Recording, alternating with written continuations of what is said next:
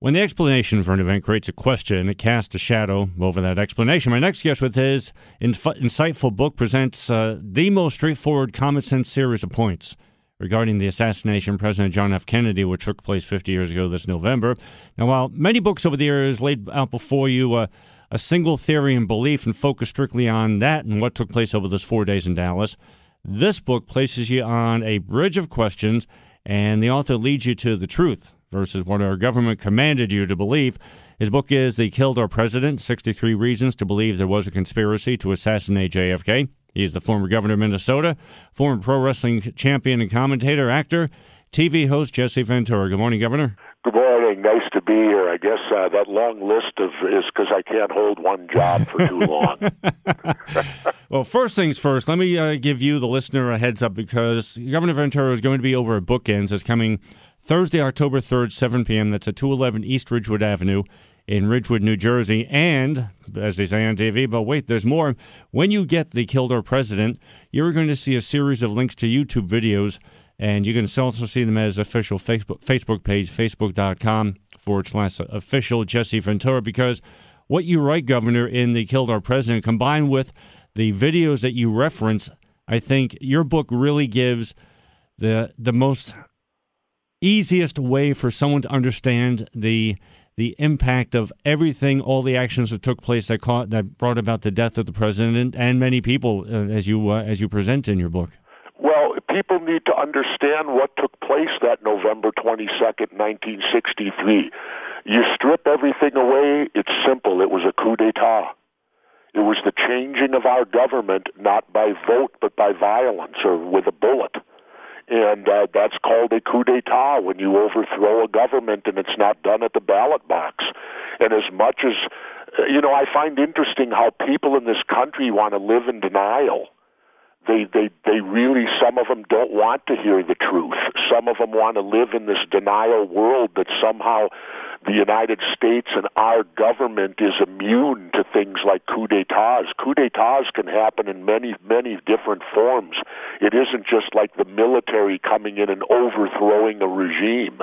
It can be done in this more subtle way. You kill a president, and you already have the vice president in your back pocket, so you know that the thing is going to be successful. And certainly the CIA, which, as you write in The Killed Our President, if you can't directly implicate the CIA, you present proof, in my view, that rogue CIA agents or people sprung out of the CIA were players or could have been players in the assassination of Kennedy. Oh yeah, and people also need to understand this. There were two separate conspiracies that took place here.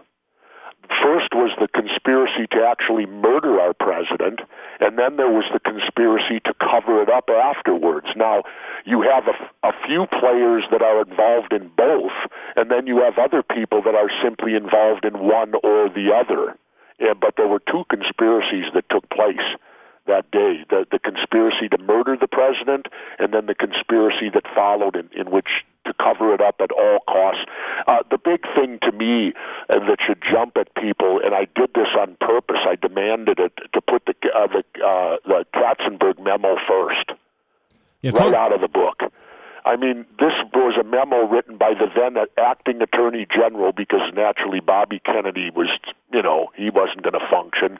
This was Friday morning, or Monday morning. The president was killed Friday, Oswald was killed Sunday, and on Monday, the Katzenberg memo lays out the entire government position that we have to convince the people that Oswald acted alone. We have to convince them that had there been a trial, he would have been convicted.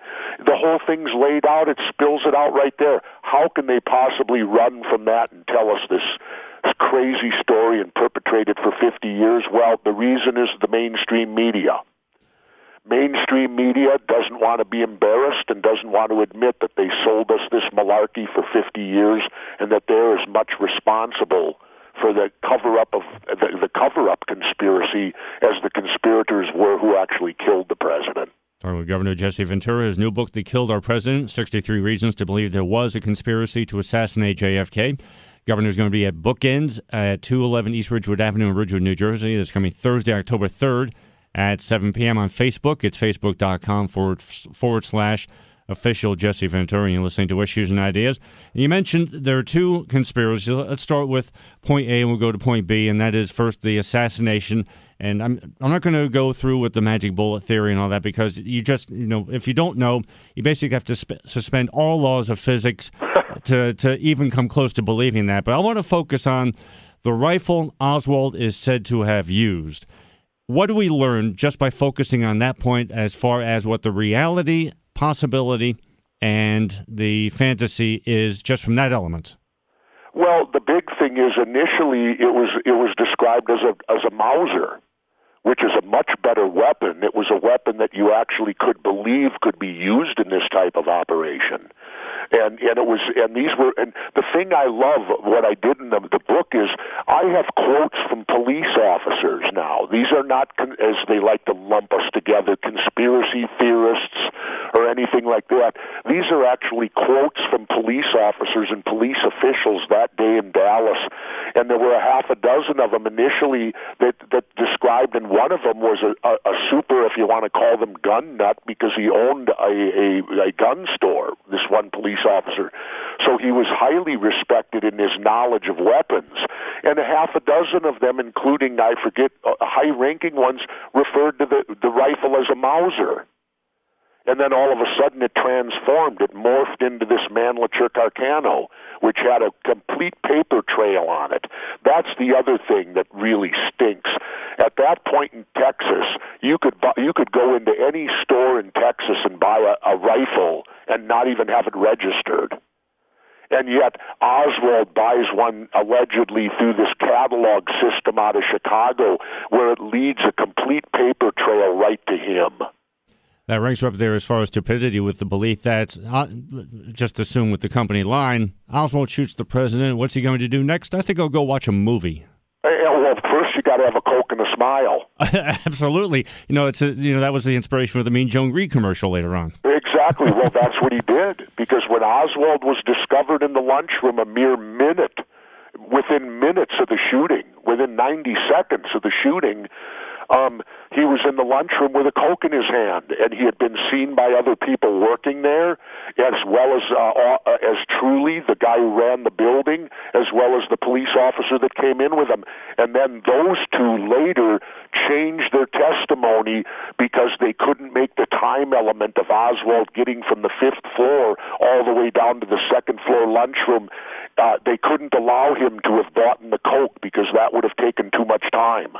So they then changed their testimony after the fact and said that he didn't have a Coke, but we proved that that's untrue because one of the workers testified officially that she saw Oswald standing in the lunchroom prior to their arrival, and he had a bottle of Coca-Cola in his hand. There's a great deal of time shifting and morphing, almost like the Warren Commission were Star Trek fans before there was a Star Trek, with the way that they play with the time war continuum.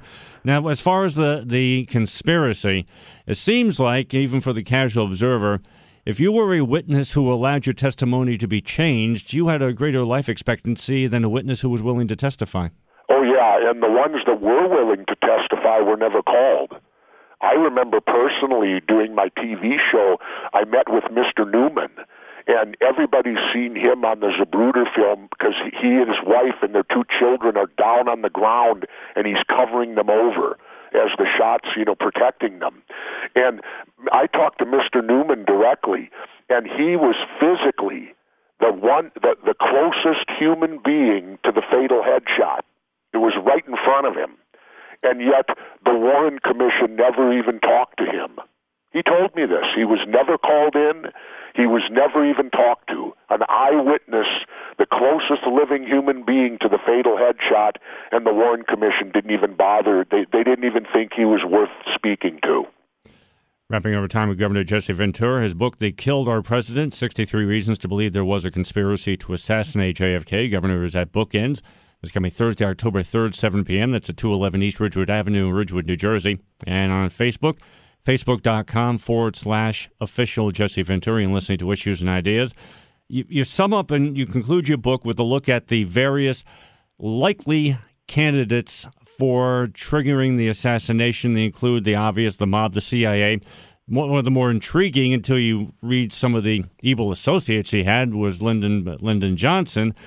Do you think Kennedy knew how many enemies he had and he was making? And I think he had an idea how many he had. He let it out at certain times that he wasn't afraid to die for the right reasons and this and that. But I think he did. I think Bobby knew also that they had really, the two of them were on an island in Washington in the end. That he was being he had, put it this way, by the time Jack Kennedy was murdered, he was better friends with Nikita Khrushchev than he was with people within our own government. That's true. That's true. And when you read Governor Ventura's book, They Killed Our President, 63 Reasons to Believe There Was a Conspiracy to Assassinate JFK, you learn some of the folly that the official explanations, quote unquote, provide. You get to the facts of first-person testimony, witnessing, and in some cases, witnessing that cost some people their lives, from the known to the people that you really should know, because anyone who can speak the truth and can stand up, those are the people you want to associate with. Governor's going to be over at Bookends, 211 East Ridgewood Avenue, Ridgewood, New Jersey, coming up on Thursday, October 3rd at 7 p.m. Facebook.com/official Jesse Ventura. You'll find links to videos, also referenced throughout the Killed Our President as well.